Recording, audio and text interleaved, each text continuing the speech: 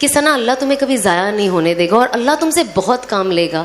मुझे आज भी याद है उन्होंने ये चीज़ मुझे 2018 में पहली बार बोली थी, जब हम मक्का में मिले थे और मेरा उम्रा हो चुका था माशाल्लाह से, और मैं घर वापस लौट रही थी और उस वक्त वो वहीं थे।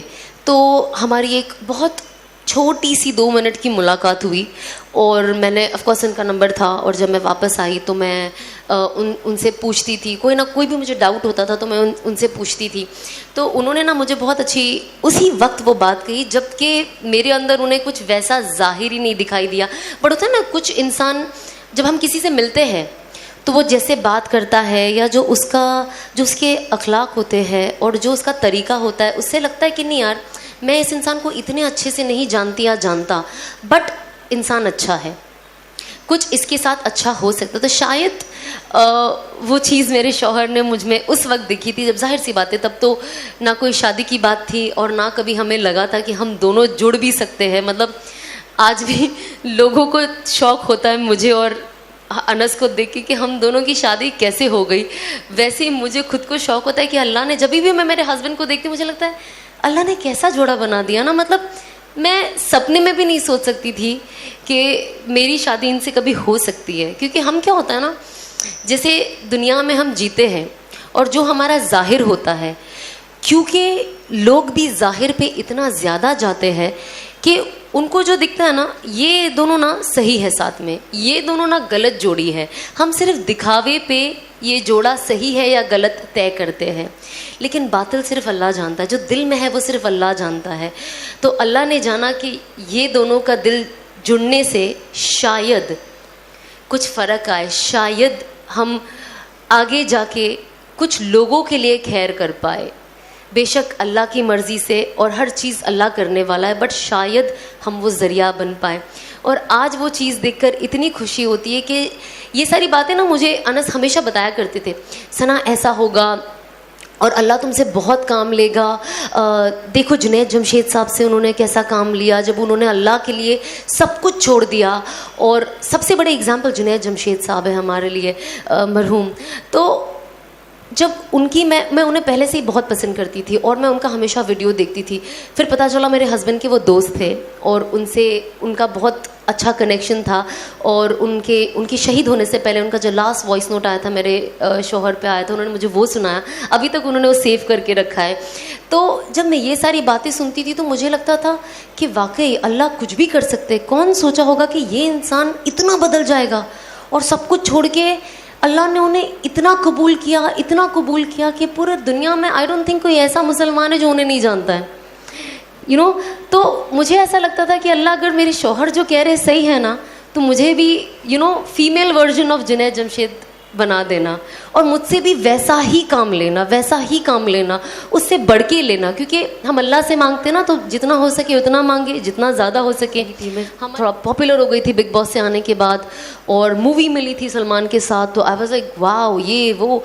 बट जब मैं उम्रा के लिए गई पहली बार, और जब ऑफकोर्स जब आप काबा देखते हो तो आपकी आंखों से वैसे ही रोना आ जाता है, वो कोई नहीं रोक सकता है, वो खुशी के आंसू है, और ऑफकोर्स गम के। वहाँ जाके इंसान को, मैं कहती हूँ, जब से उसका होश संभाला होगा तब से लेके अभी तक के सारे गुनाह याद आ जाते हैं फॉर सम रीज़न। तो जब मैंने पहली बार काबा देखा, और मुझसे पहले ही कहा गया था कि जब आप पहली बार काबा देखो ना तो अल्लाह से खूब दुआ मांगो, और हर वो चीज़ मांगो जो आपके दिमाग में आती है। और मैंने सोचा जब मैं जाऊंगी तो मैं अल्लाह से मांगूंगी कि अब जब मैंने काबा देखा है तो लोग कहते हैं कि जो मांगो काबा पहली बार देख के दुआ कबूल होती है। तो जब मैं वहाँ गई ना तो मुझे ऐसा लगता था पहले मैं जाऊंगी ना, मैं कहूँगी और पिक्चरें दे दे अल्लाह मियाँ मुझे, और काम दे दे, और पॉपुलर कर दे, मेरा दिमाग में यही था। पर अब यकीन नहीं मानोगे, जब मैं गई और मैंने पहली बार काबा देखा, मेरे दिल से ये दुआ निकली कि अल्लाह मुझे हिदायत दे दे।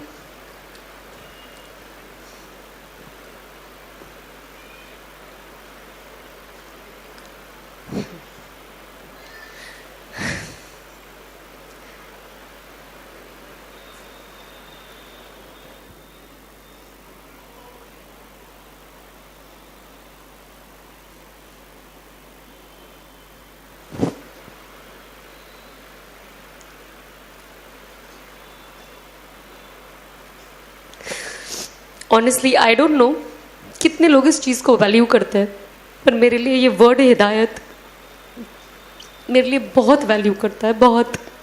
इस चीज़ ने मेरी दुनिया और शायद मेरी आखिरत बदल दी है। और कहीं ना कहीं जो असबाबी तौर से दिखता है, मैं सोचती हूँ शायद मुझे जहन्नम की आग से बचा लिया है। तो जब ये वर्ड ही आता है ना, तो मेरा दिल बहुत भर जाता है कि अल्लाह ने कैसा कर दिया। मतलब जब हम पढ़ते हैं ना कुरान शरीफ, और उसमें लिख के आता है कि अल्लाह जिसे चाहे हिदायत दे। तो जब मैं एंड आती है ना एक और कि I was lost and he found me and he guided मी, मैं गुमराह थी और उन्होंने मुझे सही रास्ता दिखाया। तो मैं कुरान शरीफ अभी भी जब भी पढ़ती हूँ और जब वो आयत आती है और मैं पढ़ती हूँ ना, मेरे आँख से आंसू ऐसे टप टप गिरने लग जाते हैं और मुझे रुकना पड़ता है कुछ वक्त, क्योंकि मैं खुद अभी तक ये डाइजेस्ट नहीं कर पाई हूँ कि अल्लाह ने ज़िंदगी मेरी कैसे बदल दी। बस अल्लाह इस्तिकामत दे और आखिरी दम तक हिदायत पे रखे और हिदायत पे मौत दे। कि जब इंसान ना अपने आप को इतने हराम में घेर लेता है तो उसे हलाल भी हराम नज़र आने लगता है। तो मैंने अपने आप को, अब मैं जो काम करूँगी तो जाहिर सी बात है वैसे ही लोग मेरे आसपास होंगे, तो मुझे हिदायत कैसे मिलेगी? उसके लिए मुझे ऐसे इंसान के साथ बैठना ज़रूरी है ना, और ऐसे इंसान के साथ बात करना ज़रूरी है। अब तब तो हम कोई मौलाना को देखे तो हम उल्टे पैर भाग जाते थे, क्योंकि हमें तो लगता था ये हमारी खिंचाई करने वाले हैं और बस मुझे सीधा जहन्नम में भेजने वाले। और जब ऐसी अनफॉर्चुनेटली जब अनस से मुलाकात हुई थी और जब मैं उन्हें नहीं जानती थी अच्छे से, तो मुझे लगता था, शुरुआत में जब हमारी बात होती थी, मैंने कहा यार अब मैं क्या बात करूं, मैं तो पर्दा भी नहीं करती हूँ। और होता है ना यार, कोई मौलाना बैठे, भले आप कैसे भी टाइप की लेडी हो, लेकिन वो कहता है भाई सर पे दुपट्टा तो रख लो यार, खुद का नहीं सामने वाले की तो इज्जत रख लो, होता है ना। तो मैं अनस के पास वैसे जाऊं और बात करूं, मुझे ऐसा लगता था यार, वो होता था ना, मैंने इनका नाम रख दिया था कि अल्लाह की पुलिस आ गई है पकड़ने के लिए मुझे तो मुझे ऐसा लगता था अच्छा। फिर अल्लाह ने एक ऐसा वक्त लाया कि 2018 ही, उसी साल के एंड में, आप यकीन नहीं मानोगे, मुझे शुरुआत में अनस बहन बुलाते थे, ओके मैं सोचती हूँ तो मुझे अभी भी हंसी आती है। तो ऑफ कोर्स वो तो दावत की नीयत से मिले थे मुझे, और उनका काम था कि यार एक कोई अगर इंडस्ट्री से सही रास्ते पे आ जाती है, शायद और बहनों का फ़ायदा हो जाए, इंडस्ट्री से भी और उसके अलावा भी। तो मुझे जब मिले, अच्छा बहन, जी बहन, जी बहन, मैं भी हाँ, जी मौलाना, जी तो क्या पता था कि मेरे हमसफ़र बन जाएंगे। तो हाँ, जी। अब इनके साथ मैं मिली ना, जब मैं आपको बता ही देती हूँ, क्योंकि मुझे तारिक जमील साहब बहुत पसंद है, तो मैं डेफिनेटली चाहती थी कि मेरी उनसे मुलाकात हो जाए। तो मेरी बात अनस से हुई एंड मेरी मुलाकात उनसे दुबई में हुई। और जब हुई ना, तो मैं जाके जब जैसे उनको मिली, आप यकीन नहीं मानोगे, मैं उनके साथ 2 घंटा कम से कम बैठी होंगी, मैं, मेरी मॉम, मेरे डैड। उन्होंने मुझे कुछ नहीं कहा, आप काम छोड़ दो, नहीं, नमाज पढ़ो, नहीं, क्योंकि वो समझ गए थे कि मैं जो फील्ड से आती हूँ ना, अगर ये मुझे पहली मुलाकात में ये कहेंगे तो मैं भाग जाऊँगी, समझ रहे हो आप, या शायद दूसरी बार मिलने के लिए तकल्लुफ़ करूँगी कि तो मेरा नसीब कि अल्लाह ने कैसे मुझे उनसे भी मिला दिया। मुझे ना वो सारी चीज़ें देख के याद आती थी कि हमारे हमारे नाना नानी, दादा दादी हमसे कितनी मोहब्बत करते जब हम छोटे होते हैं। अनफॉर्चुनेटली हमारे अम्मी अब्बू भी, और जब हम बड़े होते हैं और जब वो बच्चे बन जाते हैं,